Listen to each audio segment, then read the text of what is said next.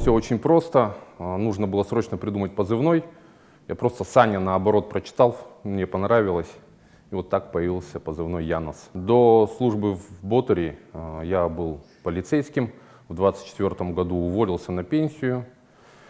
И сразу же принял решение пойти добровольцем. Даже месяца не был на гражданке, сразу же зачислился в отряд. Когда началась специальная военная операция, я изначально хотел поехать, но мне не хватало дослужить.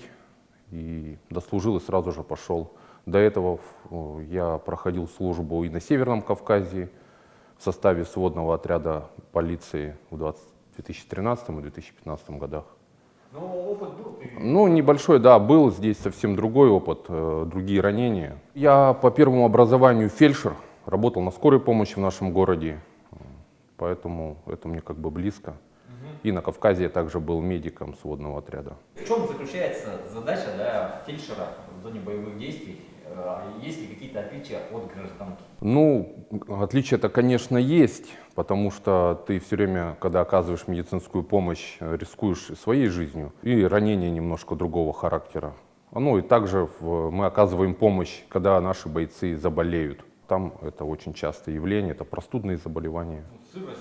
Да, сырость, да, простудные заболевания, да, и такие бытовые травмы, знаете, там порезался неаккуратно. Там. Расскажи, пожалуйста, о своем первом боевом задании. Ну да, первое, самое незабываемое получается, это я только зашел, мой командир сначала так ко мне скептически относился, потому что я долго не работал, я 15 лет работал в полиции, и он спросил, там, что поставить, я сразу же ему внутривенные инъекции поставил, он сказал, что можно ставить, что нельзя, он сразу понял, что со мной все в порядке, и уехал на ротацию.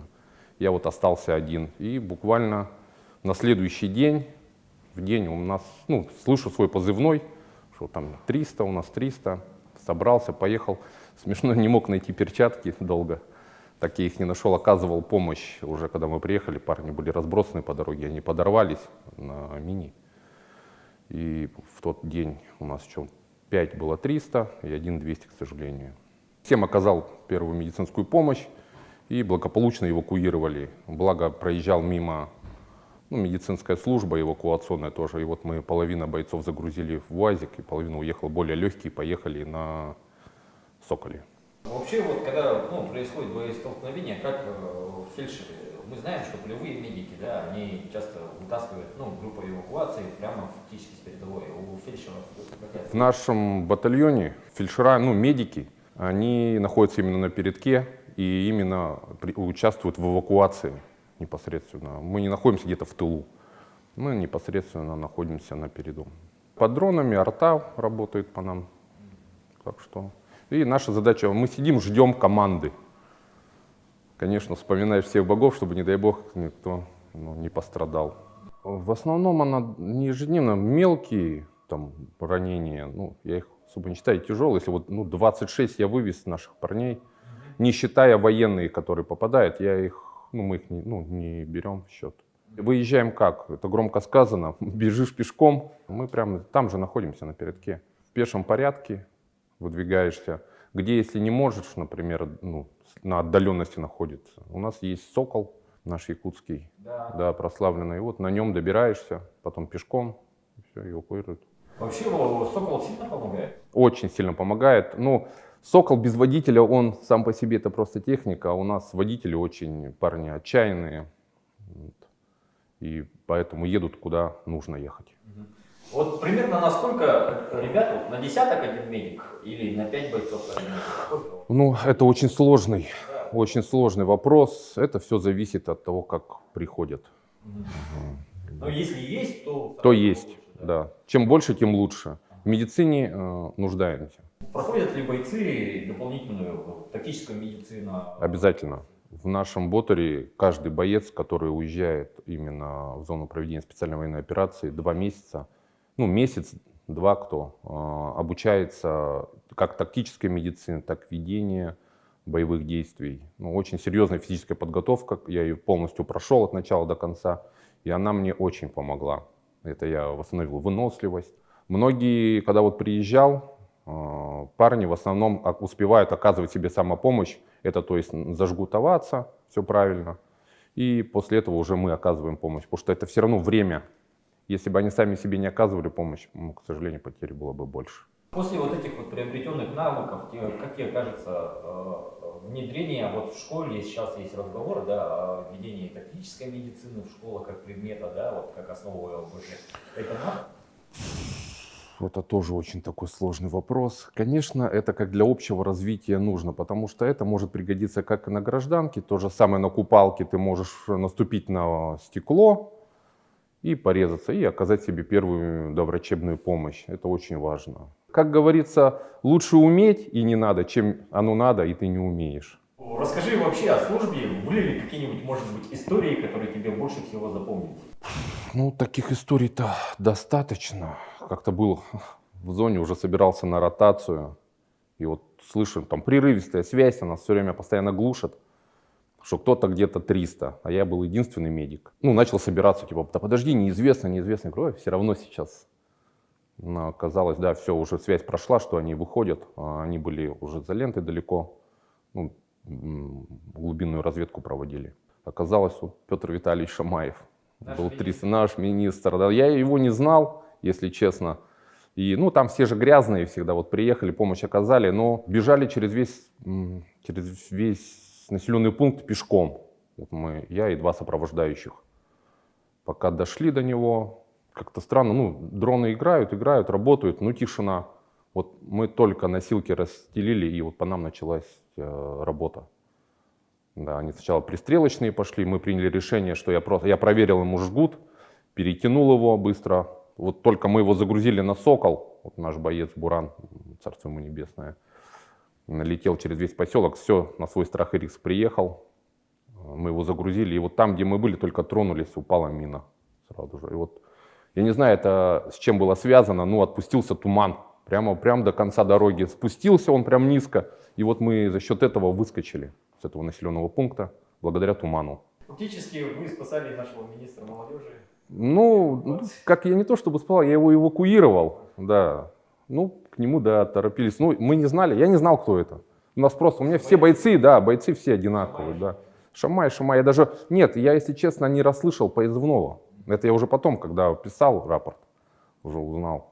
И в дальнейшем я вот его сопровождал уже на гражданке, когда мы по госпиталям мы с ним были некоторое время. Вообще часто бойцов сопровождения? Смотрите, в некоторых случаях, да, в основном у нас телефонный разговор. Я каждого фиксирую, сопровождаю его в госпитале, связываюсь с лечащими врачами, с родственниками, подсказываю, какие документы нужно собирать, потому что это не так все просто, чтобы оплата произошла вот по ранению. Это нужно документы, правильный пакет собрать. И это очень сложно. А тем более боец находится в шоковом состоянии, еще сам не может понять, что с ним произошло. Особенно если у него конечность ампутации травматической, то, конечно, он думает о здоровье, а не какие бумаги ему нужно собирать. И вот это сопровождение тоже входит в основные обязанности начальника медицинской части. Сколько под твоим подчинением народу было? Так, ну смотрите, оно было в зависимости от призыва тоже. Ну, где-то 5, 6, 8 человек, 8 медиков и санитарных инструкторов. Все добровольцы, абсолютно все добровольцы. Все сами изъявили желание. Из каких районов в Якутии? Вся республика наша, вся наша республика. Медицинские кадры наши, значит, на СВО тоже показывают. Конечно, конечно. Вот у нас есть очень знаменитая эвакуация, там тоже участвовали наши медики, вот, где все военные отказались эвакуировать. Питон позывной у девочки, слышали, может быть. И вот наши медики там тоже принимали участие активно. Насколько сильно помогает республика нашему отряду? Честно скажу, вот проблем, особенно вот с медициной, по медицинской части, у нас не возникало. Вот я писал, например, что нам нужно, и буквально в кратчайшие сроки все доставлялось. Это находится на очень высоком уровне. Заботимся. Заботится республика о бойцах. Что касается медицины, да и продовольствия то же самое. Я очень удивился, очень много подарков ко всем праздникам с республики идет, очень много. И одежды повседневной, там, например, что медицины, что продуктов. Я не чувствовал такого, что какие-то проблемы возникали. Хочу отдельно выразить благодарность волонтерским движениям города и Республики Саха-Якутия. Так что главе нашему обязательно он поддерживает нас, правительству. Большое спасибо. Расскажи, пожалуйста, вот как у тебя сложилась судьба после проведения специальной военной операции? Куда решил пойти? Ну, я решил пойти дальше, конечно же, работать. И вот так случилось, что я устроился в окружную администрацию города Якутска на должность главного специалиста мобилизационного отдела. Сейчас вот работаю главным специалистом мобилизационного отдела города Якутска. В полицию не тянет? Нет, в полицию нет, но этот этап жизни я уже прошел, нужно двигаться дальше. Какие есть идеи по улучшению качества жизни нашего в городе вообще? Вот что двигает ребятами, когда они после уже СВО такой вопрос? Ну, все, конечно, хотят мирной жизни, это 100%. Ну и дальнейшее обучение. У многих парней, с которыми я разговаривал, некоторые обращаются, там, устроиться на работу, нету, образования нету.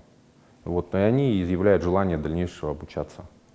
Я подсказываю, куда пойти, что сейчас много программ для участников СВО, льготные места, можно в любое место устроиться и проходить обучение. Ну и жизненные, конечно, там, все, кому что, там, жилье, работа в основном.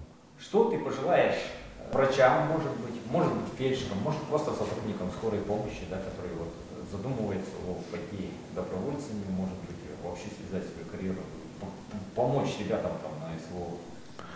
Ну, кто хочет пойти и заходить, как говорится, с Ботуром в отряде БАРС-2, не игнорировать медицинскую работу не только и в отряде, и первичную подготовку. Нужно ее пройти всем. Есть желающие, которые не хотят ее проходить, но это, как показывает практика, им потом очень тяжело и влиться в коллектив, и дальнейшее вести службу. Поэтому нужно обязательно пройти первичную подготовку в Барсе, в нашем, и в дальнейшем проходить службу.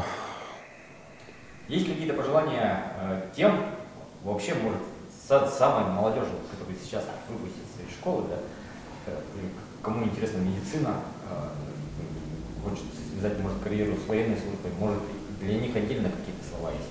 Ну, поступайте в медицинские учреждения, учитесь, учитесь и еще раз учитесь. А все остальное придет, к тому времени, которое сейчас поступать будут. Я надеюсь, война закончится.